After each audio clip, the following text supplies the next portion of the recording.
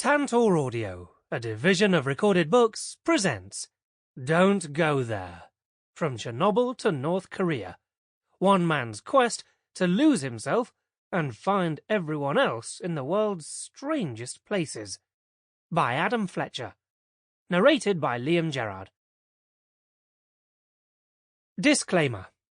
I've changed the names of many of the people in this book because I've said questionable things about them. I don't want them to find and punch me. I have a very delicate disposition that does not respond well to punching. I've also changed the order of a few trips to make things less chaotic and nonsensical than real life has a regrettable habit of being. Please forgive this neatening of history. Istanbul, Turkey. How could you be so stupid? The first hint this wasn't going to be a relaxing city break came shortly after landing. Wheeling my suitcase through the airport, I looked down at my phone to find the following SMS. Ada. Hi, Adam. Public transport has been shut down. It's a bit crazy here.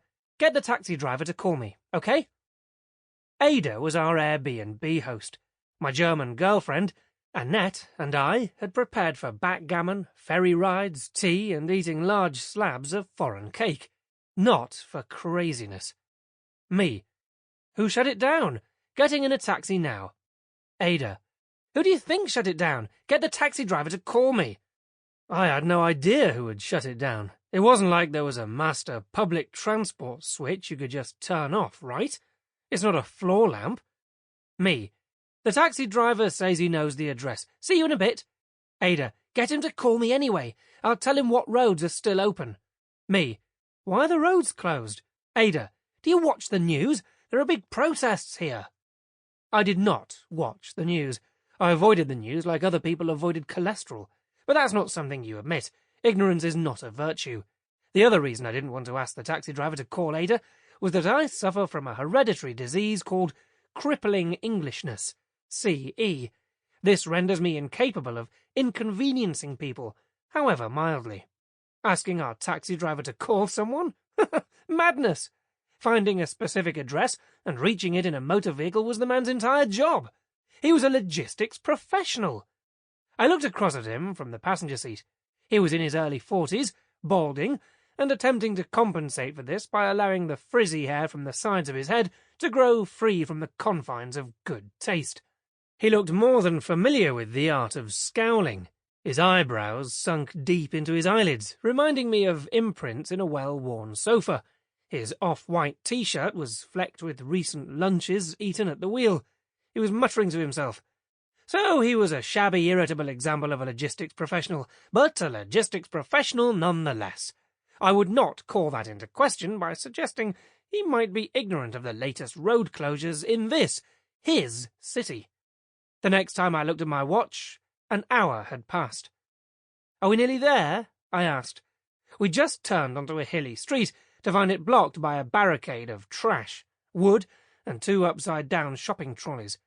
Around us flowed a mass of young people in homemade riot gear. It looked as if there were to be a reunion party for the hit 1970s band Village People. It was the third such do-it-yourself barricade to hinder our progress in 10 minutes. Fucking idiots, said the taxi driver. He didn't seem to be abreast of any of this. He crunched the gear stick into reverse, turned around, and tried to steer us back to the road we'd just come from. What are they protesting about? Protesting, yes, he said, his reversing maneuver complete. He scowled at two women carrying a large gay pride flag. Fucking terrorists. He didn't seem like a very nice man.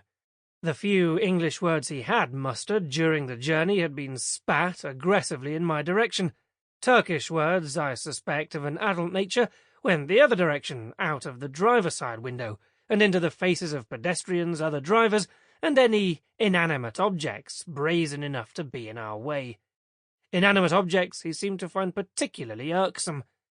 These people don't look like terrorists, I said. Terrorists, yes.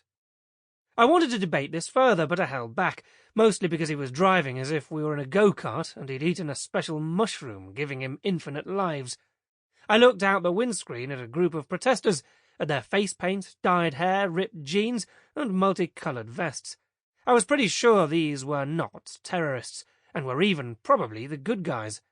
Protesters are almost always the good guys, right? Because protesting is way more effort than not. If people can be bothered to organise a demo, write songs, paint signs, and march through the streets, holding those signs, and singing those songs, outraged, you can be pretty sure they'll have a valid point.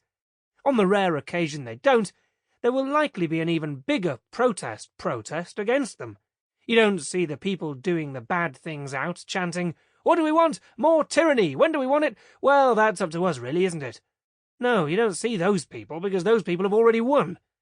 The taxi driver pulled into yet another side street, was confronted by yet another homemade barricade, and said yet again, "Fuck."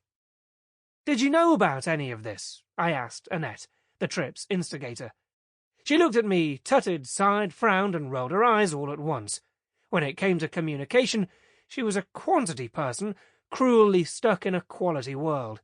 She took a breath to compose herself. About the protests, you betcha I knew. It was in the news, but I didn't know it was this big, or that we were anywhere near it, or in it, which kinda seemed like we are now. She looked around. We're in it, right? We were in it. I'd made the mistake of sitting in the front of the taxi, a rare mistake of personal initiative that meant I was now responsible for liaising with the taxi driver. I hated responsibility. I hated solving. I wanted to be back home on my couch, ignoring all of life's problems while eating biscuits. The next street the driver tried had a somewhat familiar feel to it. I think perhaps because it was the third time he'd tried it.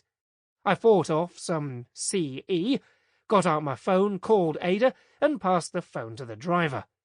10 minutes later and 5 floors higher, we found ourselves standing in front of a pink door. That door opened, and a short girl in fluffy unicorn slippers wrapped me in a warm hug. The sort of hug that suggested a far deeper friendship than the simple apartment-for-money economic exchange that was actually occurring. "Ada, I wasn't sure you would come. Were you not scared?"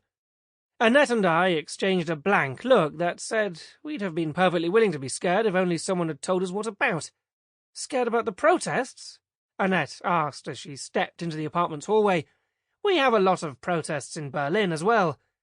"Really?" said Ada, leading us past a small green-tiled kitchen. "This one is quite violent. The police are behaving like animals. You should be careful." "We won't get involved," I assured her, as we arrived in the living room. "We're just here for tourist stuff."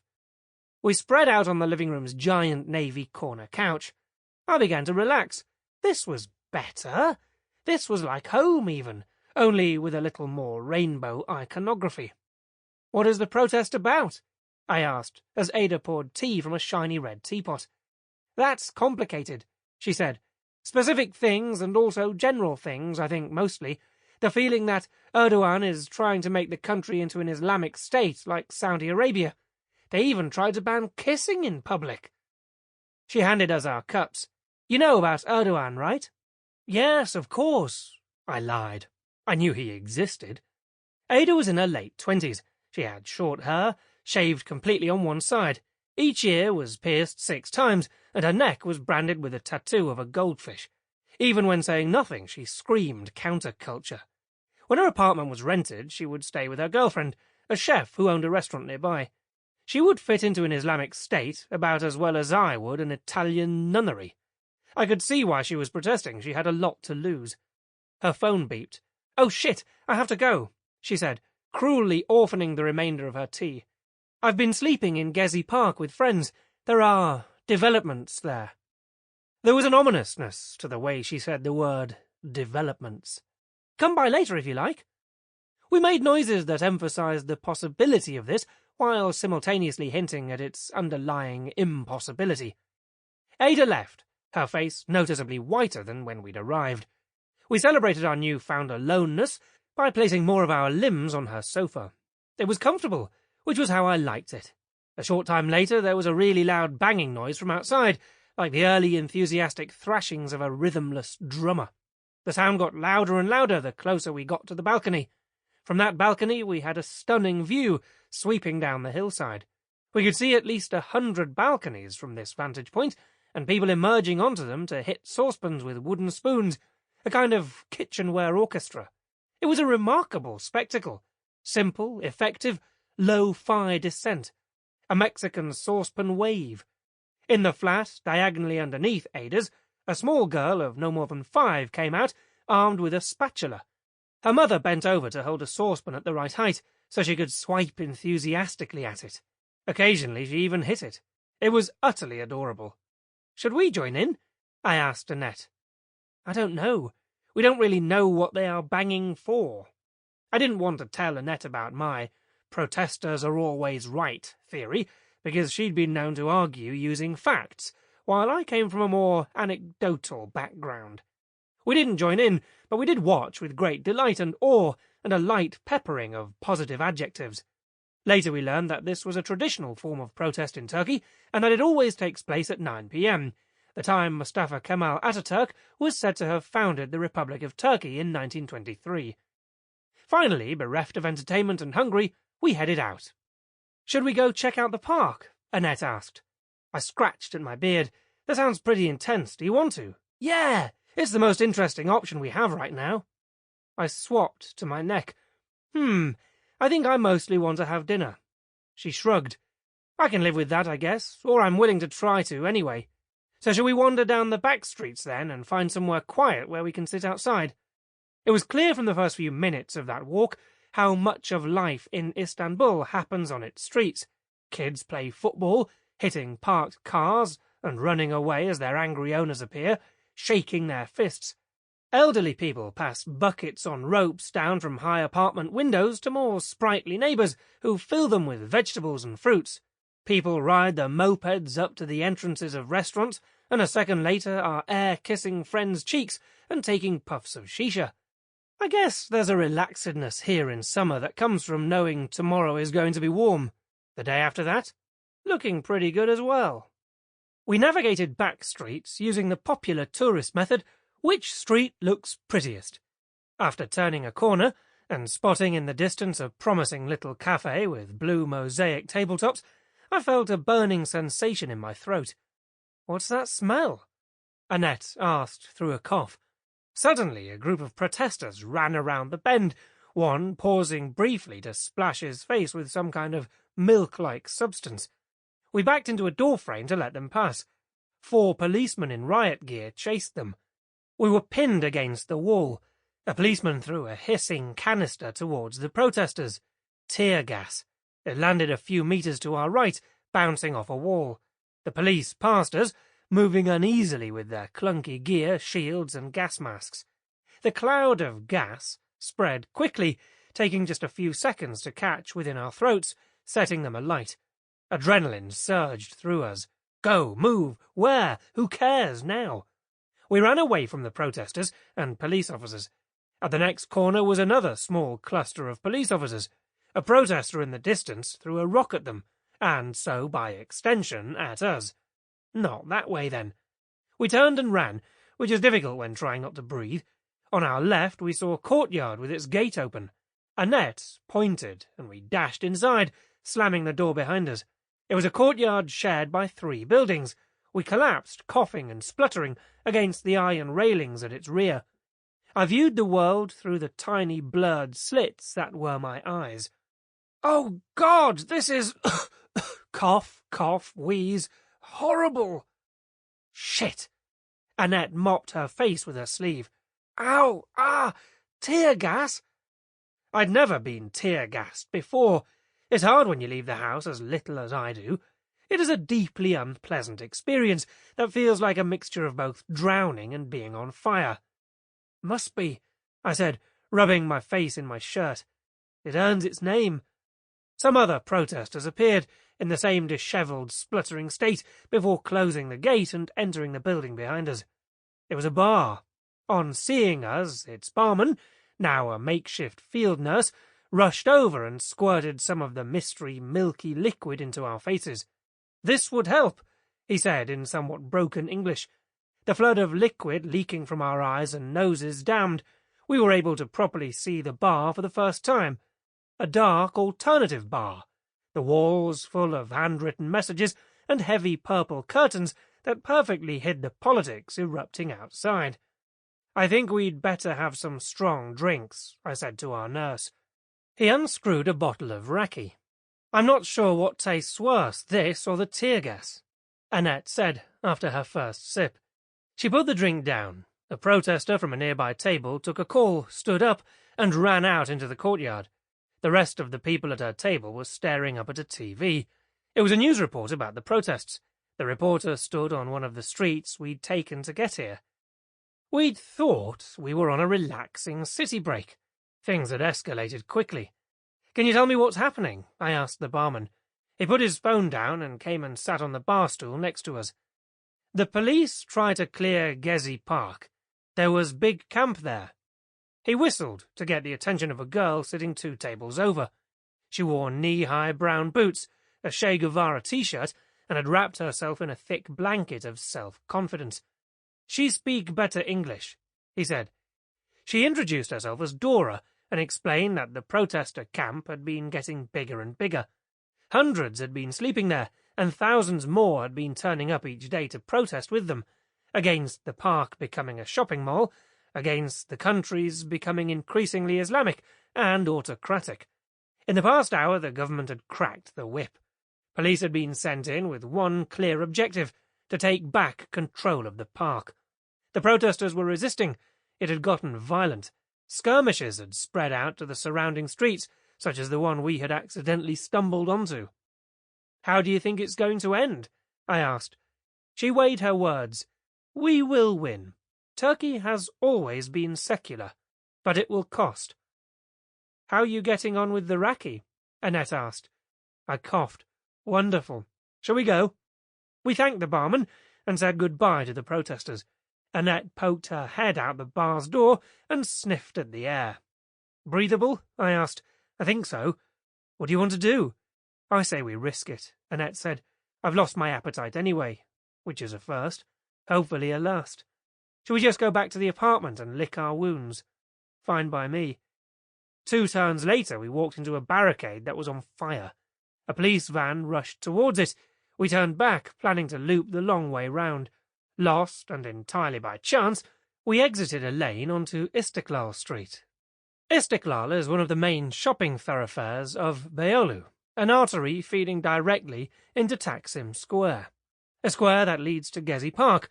We found Istiklal awash with protesters, assembling in small groups, getting kitted up in their homemade riot gear of hard hats, goggles, hazard masks, and anti-tear gas milkshakes.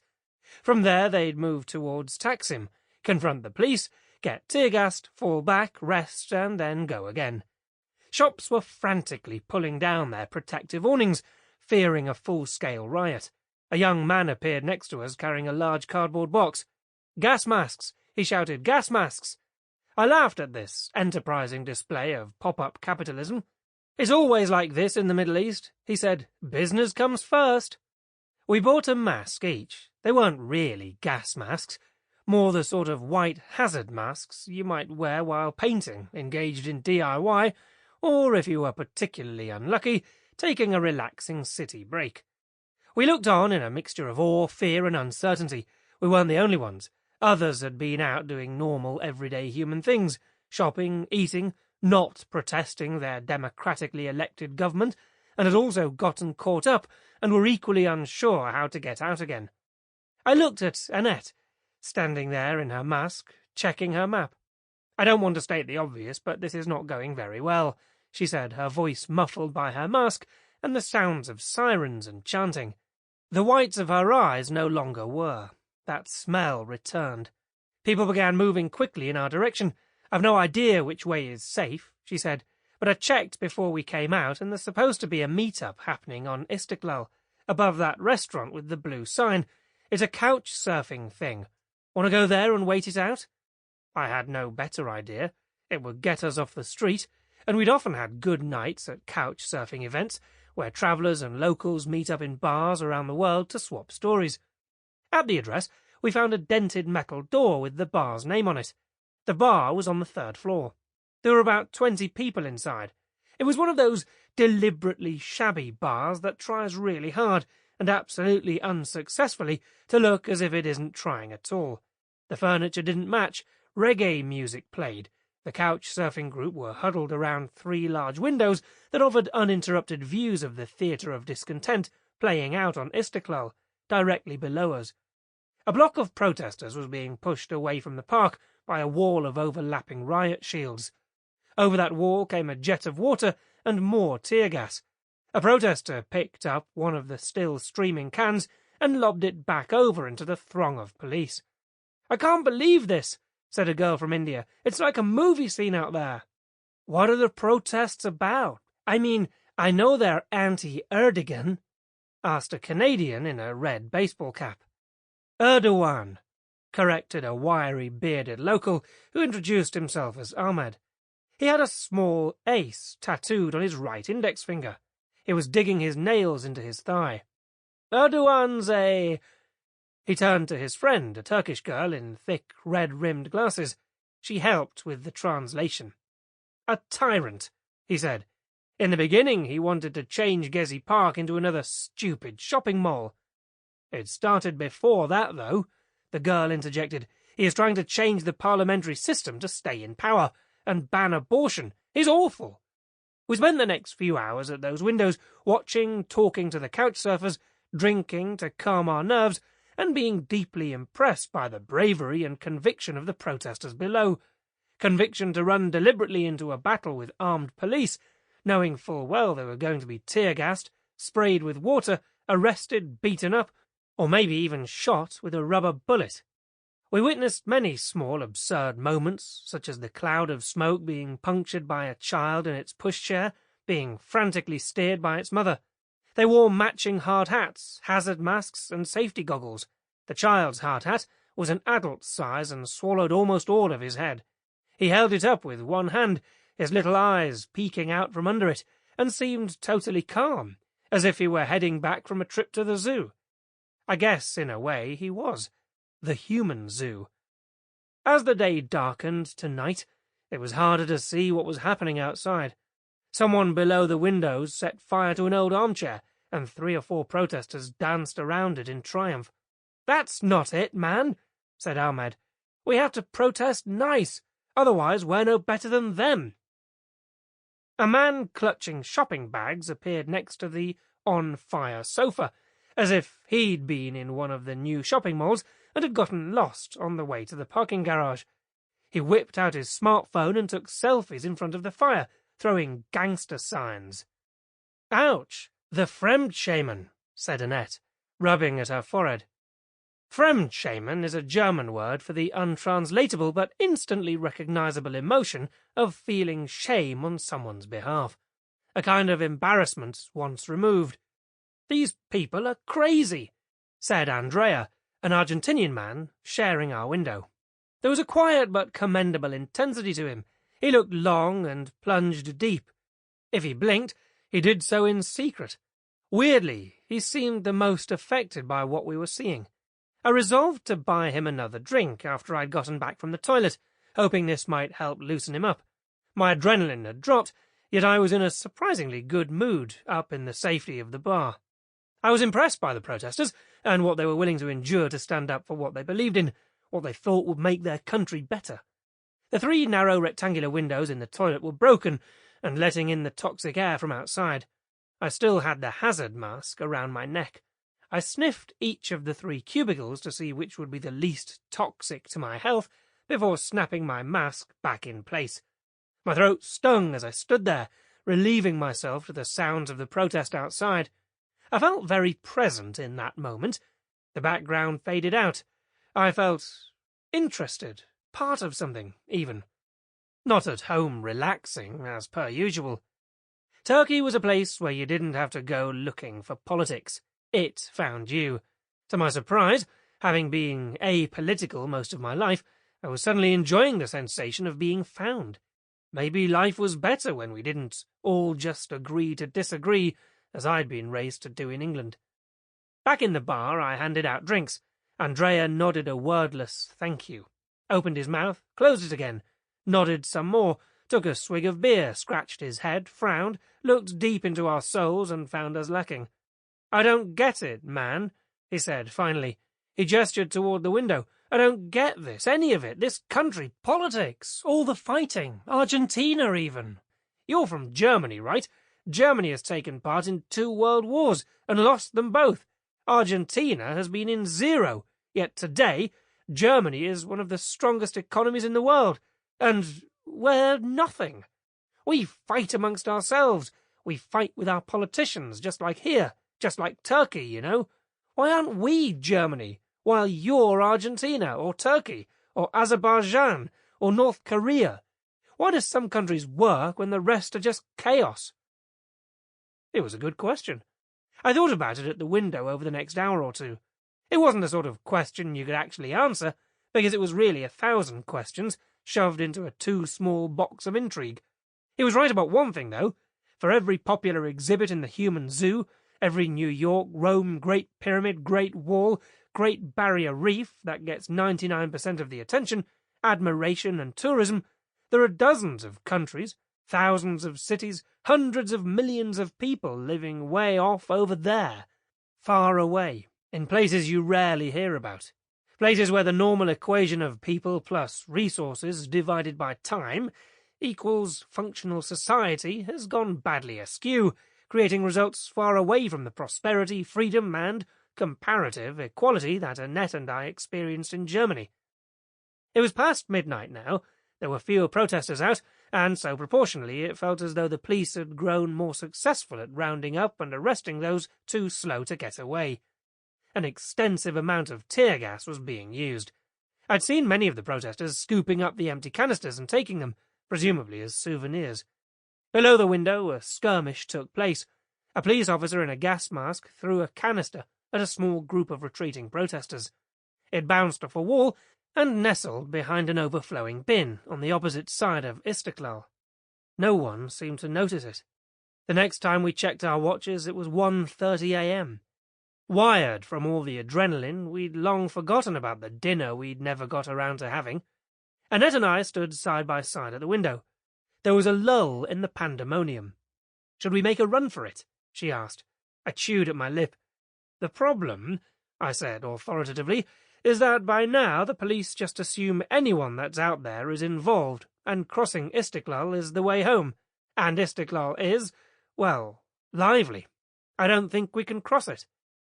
"Yeah, we'll have to find another way around." "Okay, I'm willing if you are. We can do a big loop around and try to get there another way." Apprehensively, we stood and said goodbye to the rest of the group. They made disapproving faces and waved arms in gestures of no-ness. "Sit down," Ahmed said. "Wait it out." We thanked them for their concern, told them we'd be safe, said another round of goodbyes, and then headed for the exit. We found the door locked. The barman came out from behind the bar and made exactly the same stop-right-there gestures. "Not safe," he said. "We know." He pointed back inside. "Stay here." I pointed away from Istiklal. "It's okay, we'll go away from the trouble." He seemed genuinely concerned, in a manner that was touching. Since we'd arrived in Istanbul, everyone had been extremely kind and accommodating. Well, apart from the people who tear-gassed us, or set things near us on fire, but we were sure this was nothing personal. "Thanks, but we know the risks," Annette said. "We'll be safe." The man's gaze dropped to the floor. "Okay," he said, "but go that way." "Yes, that way," I confirmed, mirroring the direction of his outstretched finger, away from Istiklal. The stairwell wore the day's spicy perfume, eau de rebellion. Back on the street, I felt my adrenaline surge. We turned left, away from Istiklal. "Hang on," I shouted at Annette, through the smoke of a nearby wheelie bin fire. She lifted her mask. "What?" I twisted to look the other way. "Wait here. I'll be 1 minute." Before she had the chance to object, I began running back towards Istiklal. At the street corner, I took a quick glance left and right. To my left, there was a police van, about 100 meters away. The air was thick with smoke and my eyes watered, blurring my vision. I knew what I was doing was stupid, but for some reason I kept doing it anyway. I wanted that tear gas canister, the one behind the bin on the far side of the street. Deciding it was safe enough, I darted out towards it, coughing, the air a toxic soup. I saw the bin just a few meters away. Next to it, a metal object gleamed. I wheezed. My lungs screamed in anger. I reached out to steady myself on the bin. Bending behind it. Sample complete. Ready to continue?